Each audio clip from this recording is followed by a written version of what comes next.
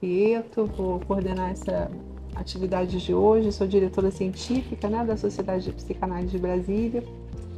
Hoje nós temos a Marielle Kellerman, ela é psicóloga formada pela USP, membro associada da Sociedade Brasileira de Psicanálise de São Paulo, autora do livro Entre o Like e o Burnout e co-host do podcast de psicanálise do Lá Fora, Coisas do Mundo pelo Olhar da Psicanálise. Fala com você, Marielle. Gente, obrigada por estar aqui essa noite de chuva, no meio da semana. Agradeço a presença de vocês e vamos fazer uma conversa, né? A Dani me convidou, eu agradeço muito o convite e eu publiquei esse livro no ano passado pela Blucher e é um livro que é composto por 10 anos de artigo que eu fui escrevendo, pensando na nossa relação com o mundo digital. Então ele não é especificamente sobre burnout, são os últimos artigos que eu trato sobre isso. E aí a gente começou agora conversando sobre Fábio Herman, eu vou falar um pouco sobre... eu preparei um pouco a minha fala para vocês aqui, pensando mais no sentido de um DNA epistemológico, vou explicar, né, o que está no prefácio do meu livro, que possibilita, na minha visão, que vem do Fábio Herman. Acho que Fábio Herman é o autor que mais me influenciou, através da Luciana Sadi, através da Marion Minerbo, que são analistas lá de São Paulo, para olhar para o mundo que a gente vive, o mundo cotidiano, com o ferramental da psicanálise. Então, só para a gente começar, esses são os capítulos do livro.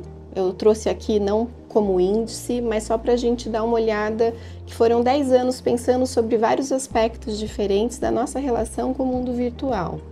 Desde 2013, né, há 10 anos atrás, quando eu comecei a pensar por que a gente compartilha informação online, isso é uma coisa que estava começando lá atrás. E a minha escolha do livro foi deixar o artigo do jeito que ele estava. Por exemplo, esse primeiro foi publicado na ID em 2013, e a minha escolha foi deixar do jeito que está, exatamente até para a gente ter a consciência de como as questões que se colocavam 10 anos atrás não se colocam mais. É muito rápido que a gente integra essas novidades. Né? Se há 10 anos atrás uma dúvida e uma questão era por que as pessoas estão compartilhando informação online, isso já nem passa mais pela cabeça. Né? No meio do caminho desses 10 anos, teve... Eu me dediquei um pouco a estudar, pesquisar a questão do vazamento de nudes. Não sei se vocês lembram, teve uma época que tiveram algumas situações de suicídio, né, de meninas que tiveram ou vídeos de sexo ou nudes vazados. Isso também não é uma questão que se coloca mais. Então, até para a gente ir acompanhando o quão rapidamente essas mudanças são integradas no nosso comportamento, né? Então, para ter um pouco de ideia, eu fui pensando sobre questões da virtualidade, usando a psicanálise para pensar a nossa relação com o mundo digital.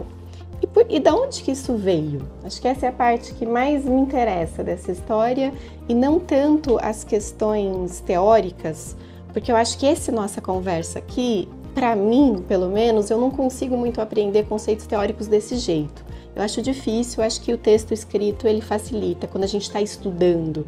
Então a minha conversa aqui com vocês é mais para a gente pensar de onde veio a minha ideia de usar a psicanálise para pensar a nossa relação com o mundo digital. Tinham coisas que eu achava estranha dos psicanalistas, né? Então, por exemplo, uma experiência pessoal. Eu lembro que eu estava lá no meu divã, na minha análise didática, eu falei assim, eu sonhei com Jay-Z. Minha analista, quem? Eu, Jay-Z, marido da Beyoncé. Ela, quem?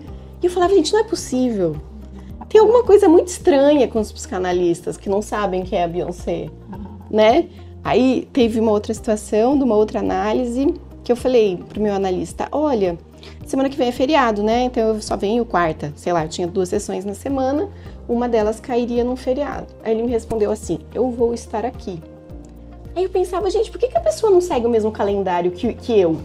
Ou o mesmo calendário que as pessoas do seu país, né? Uma outra coisa que eu achava extremamente angustiante para mim era a famosa frase, com ou sem recibo? Com recibo é um preço, sem recibo é outro preço. Tudo isso são questões que são de diferentes ordens, mas que eu estou trazendo aqui como fazendo parte de um mesmo sintoma na minha leitura, que é um sintoma dos psicanalistas e da psicanálise se colocar à parte do mundo cotidiano, do mundo normal, tanto da cultura pop, quanto do calendário do mundo, né? Quanto das questões fiscais do nosso país.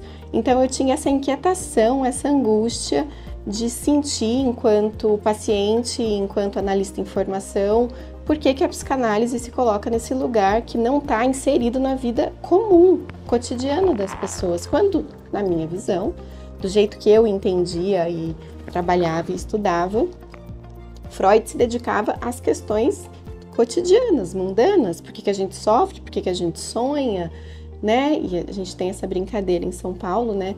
A Sociedade de São Paulo é num prédio que chama Olympic Tower, e é na cobertura do Olympic Tower.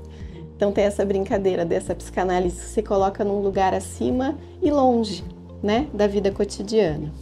Então, para falar um pouquinho, eu convidei a Marion Minerbo, que é uma psicanalista de São Paulo, né, para escrever o prefácio do meu livro. Fiquei muito feliz que ela aceitou. Marion foi minha analista da formação. E aí a Marion escreveu no meu livro um prefácio que ela chamou de DNA epistemológico. E aí ela foi descrevendo o que ela entende que nós duas temos em comum, que é esse DNA que vem do Fábio Herman, né? Que é uma compreensão da psicanálise precisar estar encarnada na vida cotidiana, comum. Então, me coloquei aqui, não pretensiosamente, mas só para pensar da onde vem, né, vamos dizer assim, a base, a genealogia de como é possível usar a psicanálise para o que eu fiz no meu livro, que é olhar o que a gente faz dentro do celular o tempo todo. Eu gosto muito dessa parte, é o prefácio, é uma das edições do livro Psicanálise do Cotidiano, do Herman, em que ele fala: muito mais se escreve sobre o tratamento analítico do que sobre o humanístico dia a dia, e que o livro dele pretendia analisar as regras da constituição do cotidiano, pois a psique, o objeto da psicanálise, ocorre na vida cotidiana, e voltar a esse cotidiano é voltar à casa paterna. Então, é uma parte que eu gosto desse livro dele, porque me parece uma justificativa que para mim é muito verdadeira, de que usar a psicanálise para falar dos tecidos cotidianos não é algo distante da tradição psicanalítica, pelo contrário, ela faz parte. Eu me perdi de qual livro dele? Eu não coloquei, desculpa. Psicanálise do Andaimes do Real. Andaimes do Real. Isso. Esse é do Andaimes do Real. Então, eu não vou me demorar, né, nas questões mais teóricas, mas a teoria dos campos do Herman é o que apoia, do meu ponto de vista, a possibilidade da gente poder fazer essa psicanálise dos mais diferentes tecidos sociais, não só de dentro do consultório, né? Porque aquelas questões que eu falei no início, né, da minha percepção e do meu incômodo de sentir muitas vezes a psicanálise distante da vida cotidiana, me parecia o que o Herman fala, que muitas vezes a teoria ela é feita meio que para costurar ou para dar conta de uma situação clínica específica do paciente em análise, e não exatamente da vida cotidiana. E o meu livro tem esse desejo, né, de fazer isso. Então, muito por cima, a teoria dos campos, ela planteia exorcizar a dicotomia entre a fantasia interna e a realidade externa. Então, essa eu acho que é uma questão na tradição psicanalítica, né, que ficou muito...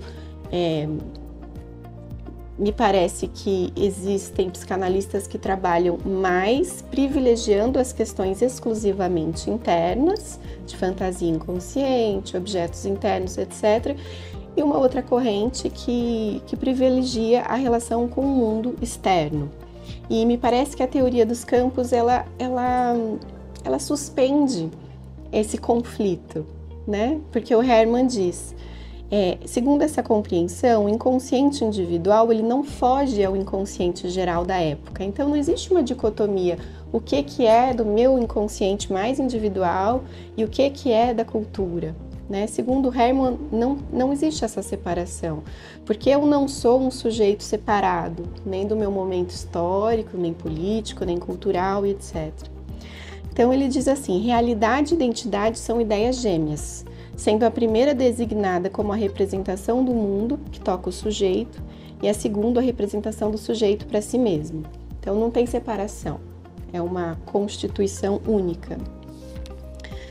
E aqui é que fica um pouco mais delicado, eu não acho que o Herman é um autor fácil de ler, por isso que eu brinquei que eu faço todos os seminários dele desde 2012, continuo não entendendo muito bem, mas ele diz assim, o real, como produtor de sentido, é inacessível de maneira direta e apenas apreensível na atividade dos seus campos particulares, isso é, na medida em que funda formas de relação determinadas, provê-la de sentido, faz-las funcionar.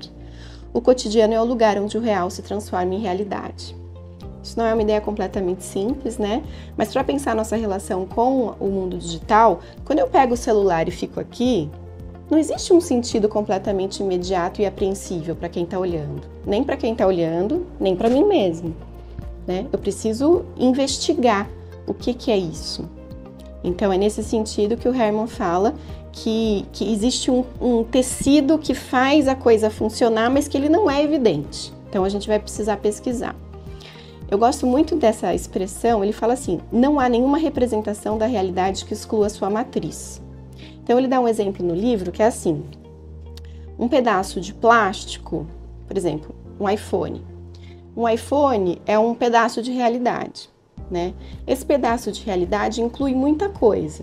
Inclui o Steve Jobs, que é uma pessoa importante na tecnologia, inclui a realidade de que esse celular é produzido na China, porque na China é mais barato de produzir, inclui a realidade de que o iPhone ele é um produto de status, ele inclui tudo isso. Então é isso que ele fala, não tem nenhuma representação de realidade que exclua as matrizes de sentido, né? Então ele diz, podemos cavar nossos poços de prospecção onde quer que nos apeteça, certos de encontrar uma jazida da realidade e um campo do real. Eu acho que essa é a justificativa para que a gente possa usar a psicanálise para falar sobre qualquer tecido social. Porque onde quer, eu acho bonita essa ideia, de onde quer que eu vá cavar, vai ter alguma coisa ali para me dizer alguma coisa sobre aquela relação, né? O Herman dá uns exemplos bem concretos no livro dele. Então ele fala assim, um pedaço de plástico inclui a extração do petróleo. Então vamos pensar isso. Coisa bem concretona mesmo, né? Então se eu tenho um plástico, eu tenho um sheik árabe ganhando dinheiro no poço de petróleo dele. E a distribuição que isso tem até chegar em mim. Vamos pensar essa questão bem concreta. Eu vou explicar como que eu penso isso na nossa relação com o mundo digital, tá? Que não é tão concreta assim, porque a gente não tá falando de coisa hardware, né? Deu para entender mais ou menos? É nesse sentido que ele vai falando. Se você pega alguma coisa, você vai indo atrás dela e toda a sua matriz está incluída nessa coisa. Como que eu penso assim? Vou dar um exemplo aqui nesse terceiro ponto. Eu tinha uma paciente que ela falou assim para mim, eu tenho um aplicativo que mede o tempo que eu fico em redes sociais. E ontem eu vi que eu fiquei 12 horas no TikTok. Aí ela falou assim, mas não é possível, eu fui para a escola, como que eu fiquei 12 horas no TikTok? Aí eu falei, o que você viu no TikTok por 12 horas? Ela falou, eu não sei, eu não lembro. Esse é o nosso pedaço de plástico, né? Uma paciente que fica 12 horas no TikTok, que não sabe o que viu, é um fenômeno, é um cotidiano que a gente precisa ir atrás da matriz de onde está isso. Onde que isso está? Isso é um sintoma social, individual, isso diz respeito a uma época e alguma coisa que está acontecendo, né? Então, esses são alguns artigos que estão no meu livro e que eu faço essa investigação, né? Por que as pessoas compartilham informação online? Por exemplo, quando eu pego uma foto, tiro uma foto aqui de vocês hoje e compartilho no meu Instagram, tem um monte de coisa que está por trás disso. Desde uma condição tecnológica, os nudes começaram a aparecer quando começou a ter câmera no celular. É uma questão de disponibilidade técnica. Antes não tinha, né? Antes só tirava foto de gente pelada ou transando, era produtor de filme pornô ou playboy. A partir do momento em que o celular passou a ter câmera, as pessoas começaram a tirar foto assim. Então, uma foto de um nude que vaza é tanto uma disponibilidade técnica que não existia, né? Um celular aqui bom com uma câmera, quanto um tecido social que proporciona esse tipo de fenômeno, né? Então, eu fui indo pensando em algumas coisas no meu livro que foi indo através de uma década de observações. Começando lá 10 anos atrás do porquê que a gente compartilha informação online. Então, eu fui pensando através dos autores que eu estudei, né? Tinham algumas análises pensando que as redes sociais, como se conhecia há um tempo atrás, elas foram se esgarçando. Famílias menores, as pessoas indo de cidades pequenas para centros urbanos maiores e ficando mais sozinhas, junto com uma disponibilidade técnica e tecnológica de você conseguir estar online. Isso significa o quê? Não sabemos, mas a gente vê adolescente e criança ficando no TikTok 12 horas no dia. Né? Então a minha pergunta era como que esse tecido social e como que essas relações que a gente vai fazendo com o mundo digital nos transformam. Hoje saiu a notícia, acho que só em São Paulo, não sei se aqui também, tem um grande movimento no Brasil que chama Desconecta, né, que veio através dos pais para pressionar escolas e políticas para proibir celular nas escolas. Hoje essa lei passou em São Paulo. Então a gente vai vendo toda uma movimentação social, política, cultural que também vai tentando dar conta disso, né? Eu tenho filhos pequenos. Acho que todo mundo que tem contato com criança hoje em dia sabe a guerra que é contra as telas, né? E eu estudo isso, sou mãe, não sou a mãe Waldorf. Aqui tem Waldorf? Tem. Porque lá é as mães Waldorf, né? Que não deixa nada. Essa não é a minha postura. Inclusive, eu coloco no livro que, do meu ponto de vista, os psicanalistas precisam, para mim é uma condição ética do nosso trabalho, que a gente não seja moralista com o que é novo. Moralista no sentido de super-egóico, dizer isso é ruim, isso é feio, isso está errado. Porque se a gente faz isso, a gente não consegue nem enxergar, né, o que está acontecendo. Se eu parto do princípio de que TikTok é ruim, e eu nem sei o que é, se uma paciente minha, adolescente, fala, eu vi no TikTok, eu já estou partindo de um pressuposto moralista, super-egóico, que eu não vou conseguir escutar, né? Eu atendo criança e adolescente, acho que essa é uma grande oportunidade que a gente tem, né, para sair do lugar. E eu lembro que eu tinha uma paciente que, há uns anos, eu ficava assim, TikTok é o quê? É dancinha? Ela falou assim, entra, para de me perguntar, vai ver. Eu falei, é verdade, né? Vou ver o que é. Então, Maria, claro. esse nome bem podia ser o contrário, não é? Conecta Conecta. com o resto das coisas. Conecta o mundo, Pode né? ser? Porque desconecta, né? O celular é que desconecta, né? Pode Então, ser. desconecta. Ia ficar bom esse nome. Reconecta. Mas então, eu estava falando dessa coisa com as crianças, né? Como essa questão da relação com a tela... Desculpa, fui indo por outros caminhos. Eu não sou uma pessoa moralista e nem acho que é tudo ruim, não acho. Deixo meus filhos assistirem algumas coisas em alguns momentos. Mas eu percebo na relação com as crianças o quanto é difícil essa mediação. E por que é difícil? De novo, o produto foi feito de um jeito específico para a gente não conseguir sair, né? Isso não pode ser visto como um sintoma puramente individual. É nesse sentido que o Herman nos ajuda a olhar para a clínica, né? Do meu ponto de vista. Porque se eu olhar para minha paciente que fica 12 horas no TikTok e falar essa menina é uma menina que a família, blá blá blá blá, eu estou desconsiderando que o TikTok tem o melhor algoritmo que existe hoje no mercado para não deixar você sair, né? Tem uma pesquisa que é bem interessante, é uma pesquisa que eles mediram vários tipos de algoritmos no Instagram e outros, com essas medições, né, de acionamento de áreas no cérebro, e o TikTok consegue aquele acionamento de dopamina maior do que os outros. né? Para quem não tem TikTok, o TikTok tem um jeito de entender os seus interesses, que a experiência que você tem como usuário é: nossa, como que ele descobriu exatamente o que eu gosto, né? E isso vai dando uma grande sensação de prazer e difícil de sair. Agora, é nesse sentido que o Herman nos auxilia, porque a gente também precisa entender que o software e o produto digital foi construído desse jeito. Não é culpa da criança, não é culpa do paciente, não é culpa da mãe que não consegue tirar o videogame ou o celular. Ele foi feito dessa maneira. Então, é um sintoma que a gente precisa olhar a partir do sujeito individual junto com a cultura. Não só não internaliza, como pode constituir um tipo de atenção diferente. O Byung-Chul Han vai falar, eu vou trazer um pouquinho dele, ele fala de uma nova economia da atenção, né? Porque eu acho que, e aí que está o grande desafio da gente olhar para isso, porque vamos pensar, a geração de vocês um pouco mais velhas do que eu, vocês foram educadas tendo um produto cultural que durava um certo tempo. Vamos imaginar um desenho, um filme, um livro. Então a atenção ela é modulada para acompanhar aquilo. Vamos imaginar 2 horas de filme. TikTok, vídeos de 30 segundos a 90. É diferente a atenção que as crianças vão treinando para ter, né? Acho que a minha grande questão é como que essas coisas se interferem umas nas outras, né? Então, o que eu fui pensando ao longo do tempo? Pensando por que compartilhar coisas online.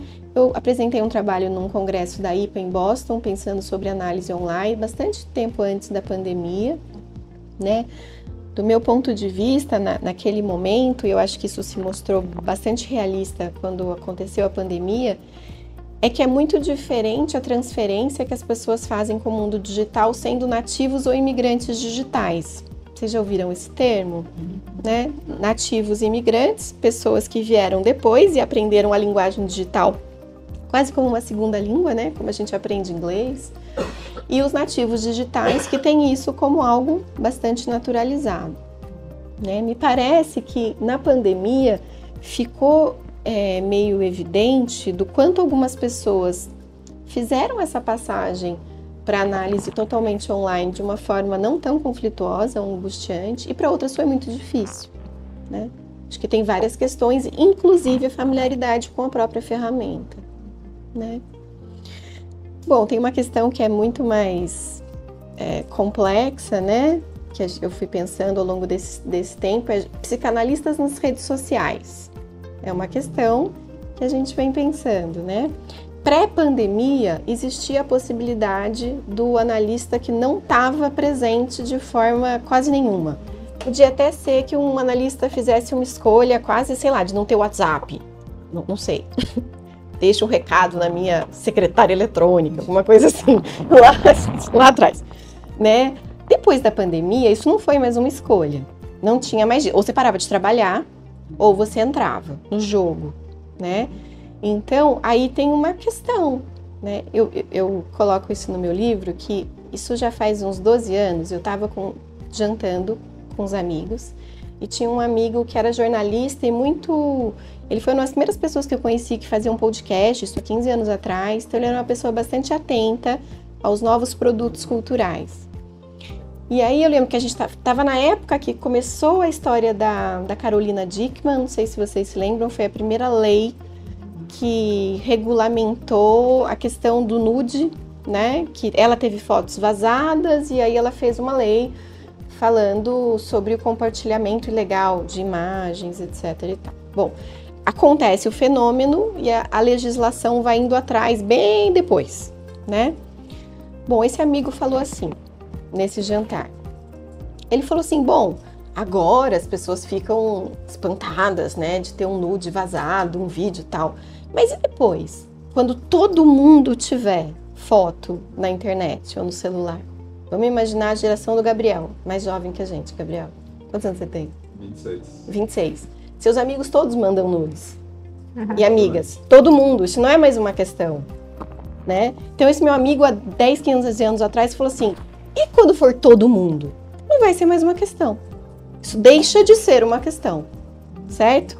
Gabriel vai concorrer à presidência da República daqui 20 anos. Alguém vai chegar e vai falar assim, tem um nude seu. Você vai falar assim, sim, né? O que era uma grande questão há 10, 15 anos atrás passa a não ser, né? Quando isso se naturaliza na cultura dessa forma.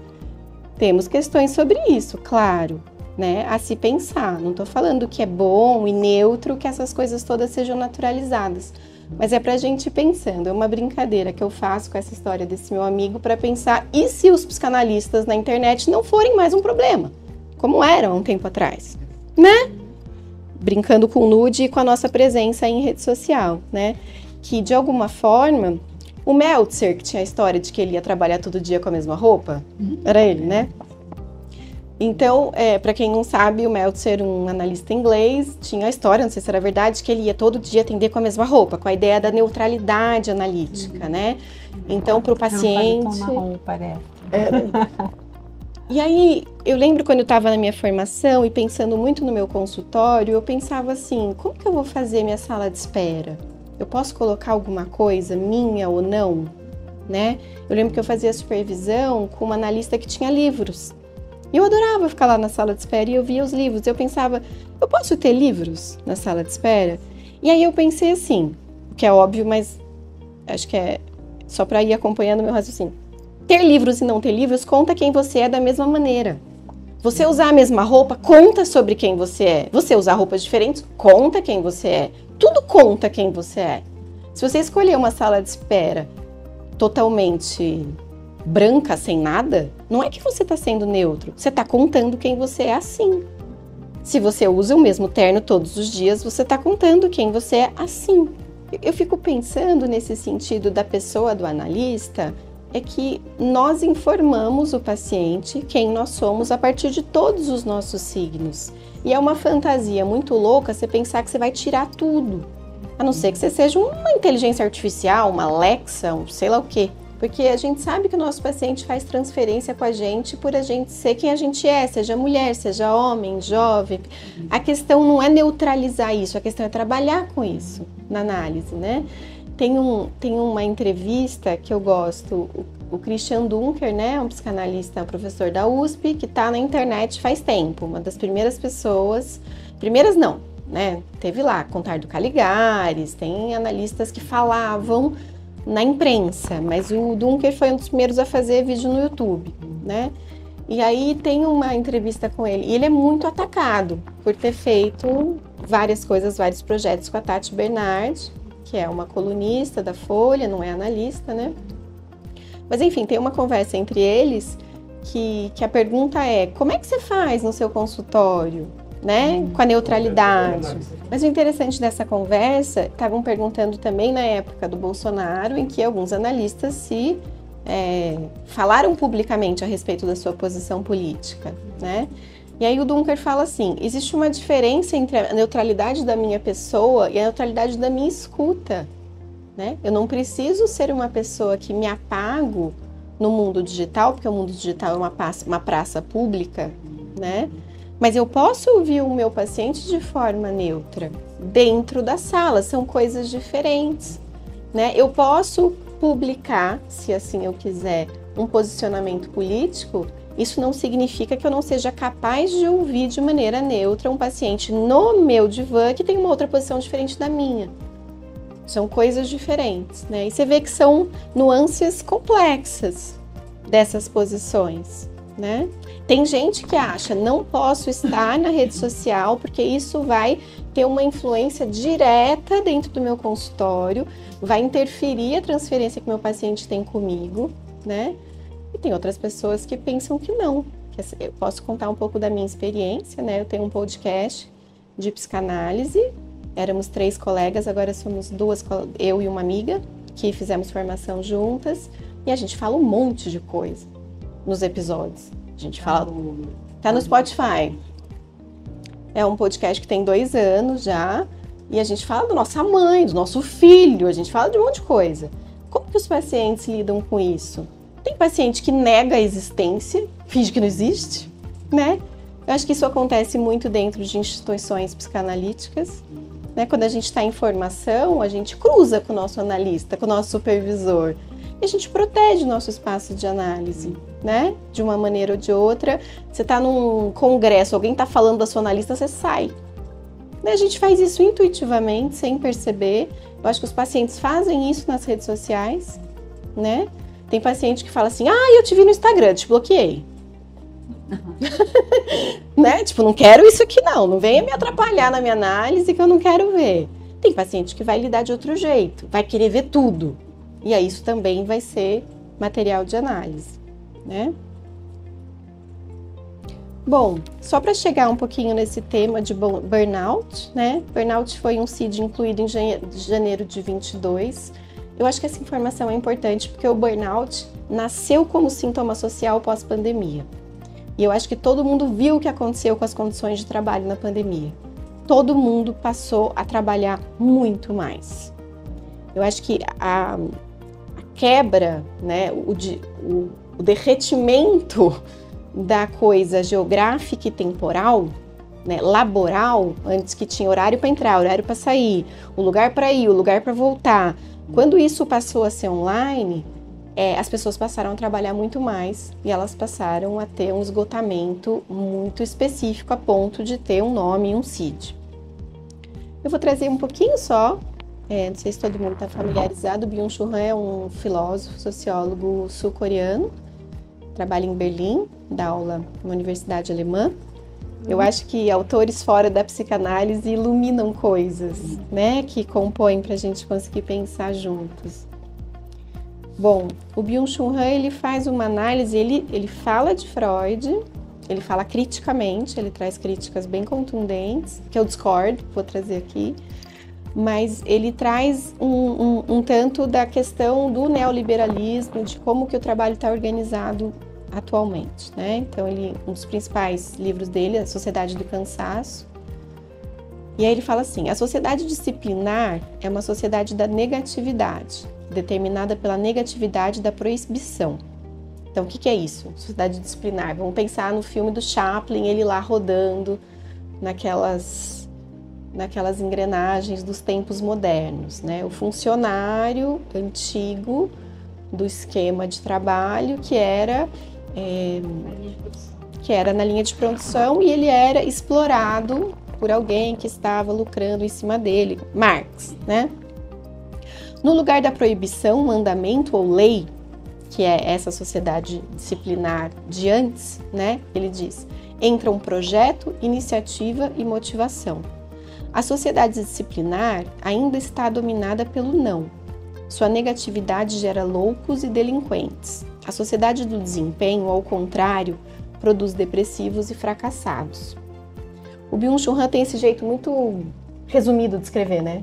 Parece que ele só fala um pouquinho, assim, você fala, explica mais, né? O livrinho é desse tamanho.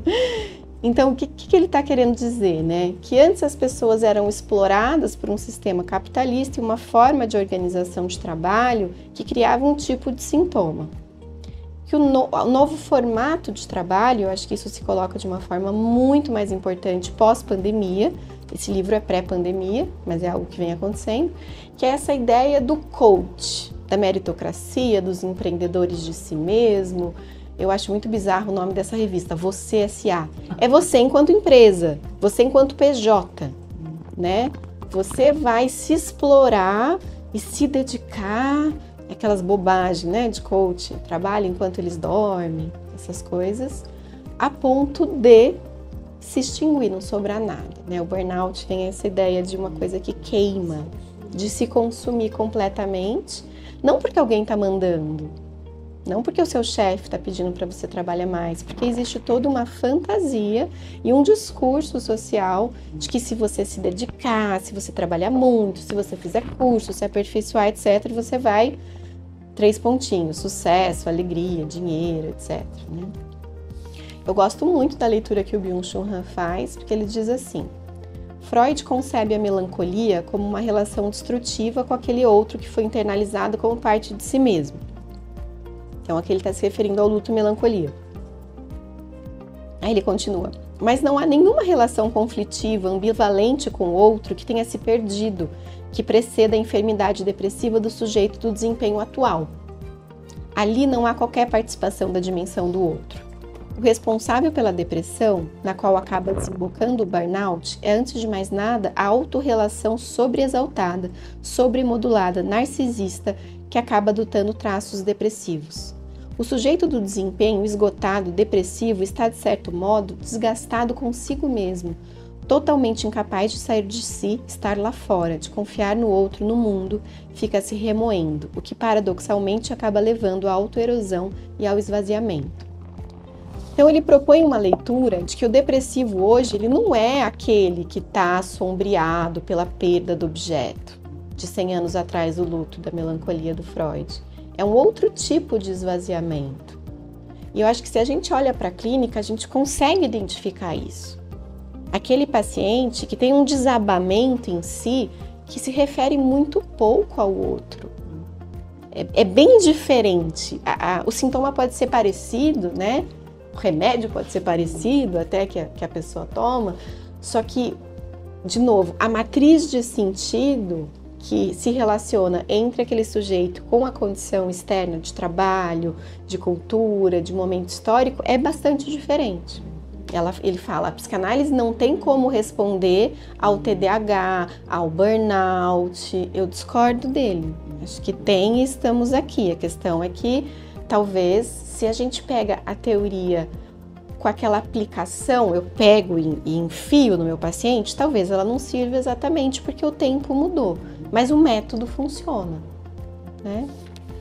Então, eu fico aqui pensando, se a gente for pensar no burnout, ele é um sintoma muito bem atinado com o nosso tempo, né? Porque assim, as pessoas acham lindo dizer que elas não têm tempo para nada, né? As pessoas gozam, aí psicanaliticamente falando, com uma experiência de ser muito produtiva, trabalhar demais, entregar muito. As pessoas adoram essa expressão agora, entrega, né? O desempenho, a entrega. Então, o burnout é um sintoma muito, muito bem alinhado com a cultura do nosso tempo. E eu acho que assim, a gente precisa pensar qual é o gozo nisso? O gozo é estar alinhado com um discurso que me valoriza. Mas eu acho que aonde que o sujeito tem a notícia do sofrimento? No corpo. O corpo é o último lugar. E eu fiquei pensando nisso para nossa conversa, isso não está no meu livro, mas eu pensei que bonito que é ainda existir um corpo. Porque é a nossa notícia de humanidade, né? Eu tenho um trabalho que eu atendo alunos de uma faculdade, e é uma faculdade de ponta, assim, ligada à Unicamp, que tem como objetivo formar os futuros cientistas, e eles têm uma carga horária completamente insana. Assim, é um curso de 5 anos condensado, para eles entrarem no mestrado antes, entrar no doutorado, e eles têm um monte de estágio e tal. E os alunos vêm, e o que eles me dizem é assim, por que eu não consigo dormir, tô bebendo demais, ou não consigo pensar? E aí você fala, como é que é o seu dia? E a pessoa estuda ou trabalha nas questões ali acadêmicas por 16 horas por dia. E ela não consegue entender que ela tem um corpo que tem algum tipo de necessidade.